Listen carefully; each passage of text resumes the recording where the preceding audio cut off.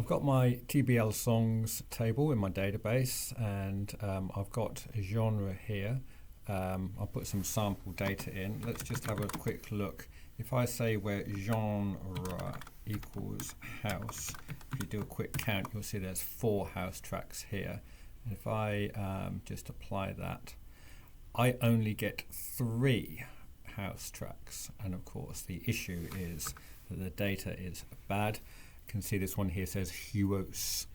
So what I'm going to do, this is a pretty common problem when you let people just type in data, they make typos all the time. So I'm going to put these genres into a second table and link to them. I'm going to use a one-to-many relationship, and then we'll be able to join the tables together with a query and see them all together. So let's go and do exactly that. So first thing is I'm going to go and make a new table called TBL genres, and it's going to have a genre ID, which is going to be a primary key and auto increment, and the actual genre name as well, which will be varchar 45 is just fine.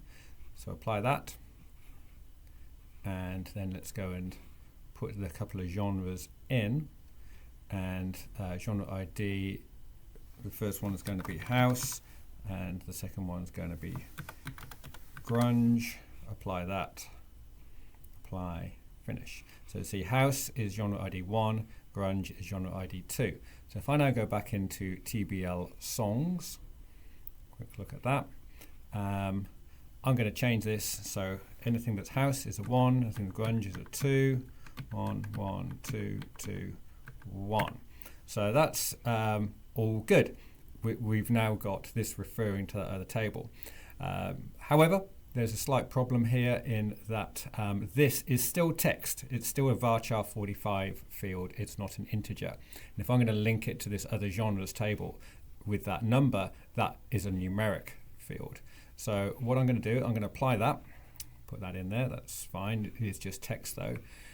I can go into the TBL songs design here, and I can change this genre to integer. And while I'm here, I'm also going to change its name so it just matches. Genre ID is going to be the name of that, just so that I know what I'm referring to. So if I apply that, and then just go and have a look at that genres and the songs, is what I really meant to say. So it looks the same, but it is kind of like that. Now this is a little bit inconvenient though, because the one before we had house and grunge and we could just read it, and now we just have to remember. So that's not so great. So what we're going to do is we're going to do a query which will pull the data from both tables. It will join them together. Now you can look up and you can remember how to do this. I quite like to use ChatGPT. So I've said here I've got a table called TBL songs, song ID, song name, artist, and genre ID. And we've got table genres with genre ID and genre name. Please generate a query to show all fields from both tables. And pause a second. I'm going to use an inner join, it suggests. And it gives me a couple of options. So I'm going to select all fields from those 2 tables, and I'm going to join on those fields there. Control C, back into my SQL, and Control V, and let's apply that. And look, I've got house, grunge, etc. all linking up. It's showing me the genre ID here. Obviously I wouldn't do select star, I would select the actual fields that I want from here. But I can do where genre name, which it will automatically know